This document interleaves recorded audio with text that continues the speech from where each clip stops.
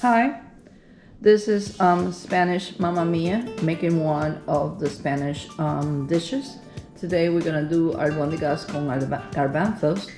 That means meatballs with chickpeas. And if you wanna do this recipe, I'm gonna put all the ingredients in the comments, but I want to let you know, usually what you need is 2 eggs, 2 pounds or 1 kilo of ground beef. In order to make the seasoning, usually what I use is oregano, cilantro. I do garlic powder and garlic powder and onion powder, and then cumin and salt and pepper. You do it to your taste. And I make this mix. That is the one that I'm gonna mix with the meatballs and, pardon me, with the ground beef and the eggs to do the meatballs. Of course, you need to have what they call it in Spain, sofrito. And you can have it like I usually do. I buy it fresh, I cut it, and there's onions, green peppers, red peppers, and garlic, and I put it in a Ziploc bag and I put it in the freezer until I'm gonna use it. Or they have here in Spain and even in US, what we call it, the Trinity in US, southern US, and in Spain is verduras para el sofrito, that they have green pepper, red pepper, and onions already minced and cut. And this one, they include even the garlic. But in the United States, you're gonna find it what they call it the Trinity without the garlic. And then of course, you're gonna have garbanzos. And usually what I use is either 2 cans of garbanzo. In this case is 400 grams. But you can have this garbanzo ready to go, or you can have garbanzo that you fresh and you put it overnight in water and then you use it the next day. So I already put the 2 pounds of 1 kilo of ground beef. You can use 70-30 if you want your meatballs to have more flavor because they have a little bit more fat, or you can do 80-20. I don't recommend that the 90-10 they have, we call it sirloin ground, because it will not stay together, most probably will break. That's my point. Everybody does it the way they want to. Here I have the 2 cracked eggs, and I'm gonna pour it over the meatballs, and then all those spices that I told you in the beginning, I'm gonna pour it also over the ground beef in order to do the meatballs. And this is the part that you need to have your hands clean in order to do the meatballs.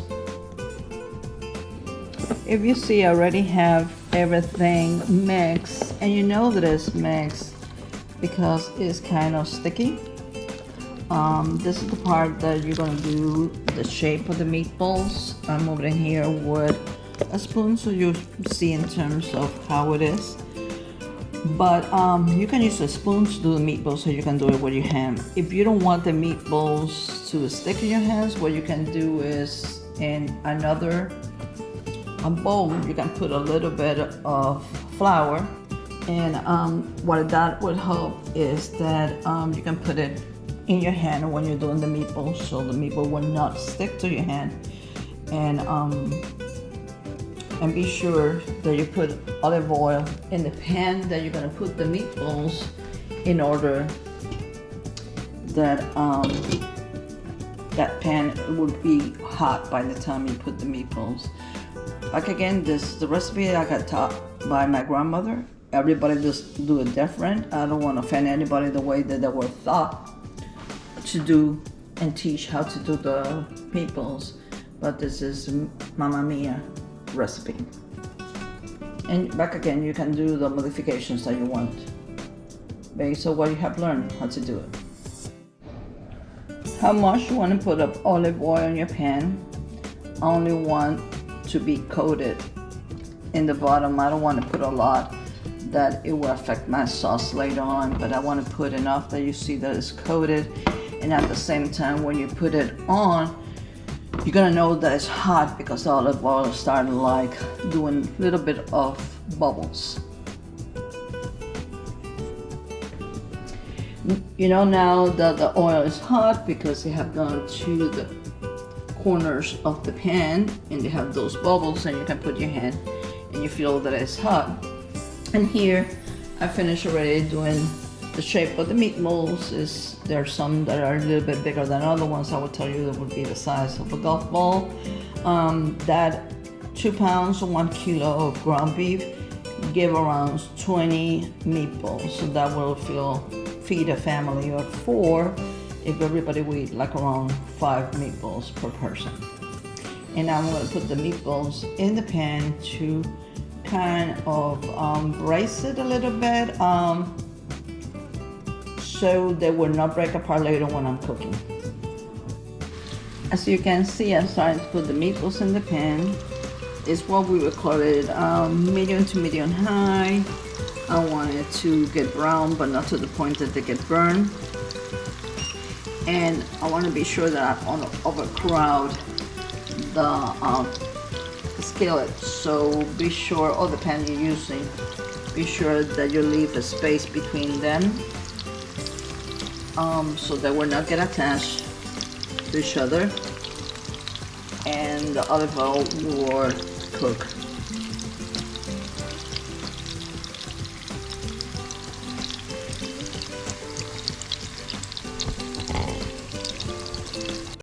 If you see, I put the meatballs and they're starting to get brown. You can see the olive oil, how it's bubbling. And when you think they're brown, what you do one by one with a spoon, you're starting to move it around to be sure that they are cooking outside browning. And like I said, do not overcrowd the pan. If you see, I already flipped the meatballs. You can see that the raw part, the red part, is in the bottom and the brownish is on one side, to be sure that they are braised. I have a space to put a couple ones, but back again, I don't want to overcrowd the pan. When I'm waiting for the last meatball, show how beautiful it's been outside in the street and people having a good time, tables being set for later for dinner. And that is my view from my kitchen window or terrace.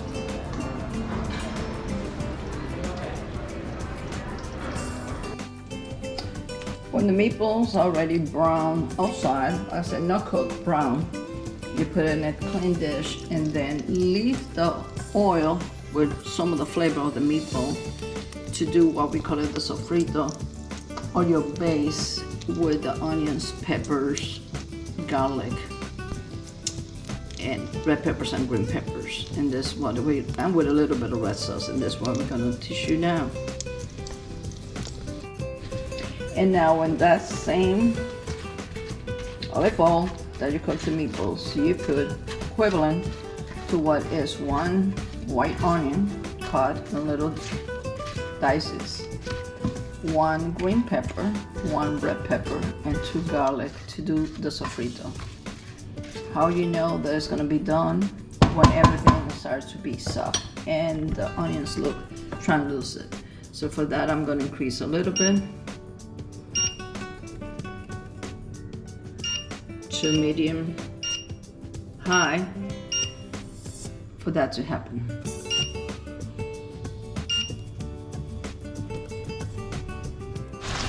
If you see my sofrito starting to be already cooking, you can see the little bubbles there and it's starting to smell really good. And like I said, I have to wait for those onions are almost there to be cooked before I put my next ingredient. That will be 1 teaspoon of pimenton dulce, or paprika. Then if you don't have it, I don't want to recommend you to use the smoked paprika. You have to be careful with that, but use the sweet one.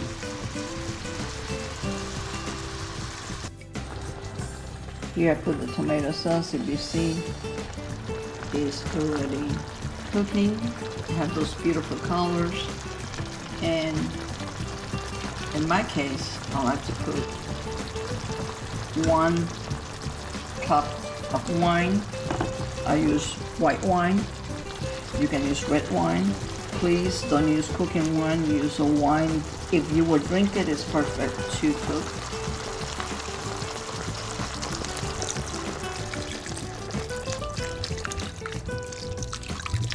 And that would be around 1 cup. And then let it cook with that wine for that taste.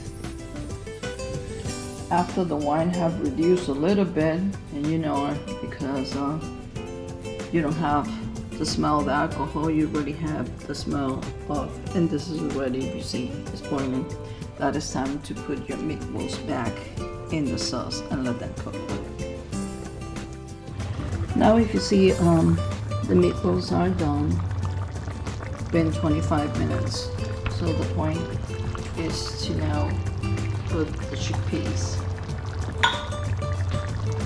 back again. I'm doing it from a jar, but if you want to do fresh ones, you only have to put it in water the day before, 24 hours.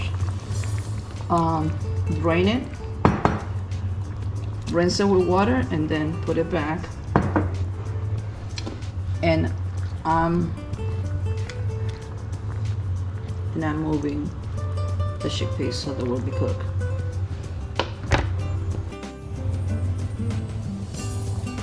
Just be sure that we put the whole jar. Move it around so they will integrate with the meatballs. Cover it and cook it in medium for another 10 minutes until the sauce will reduce.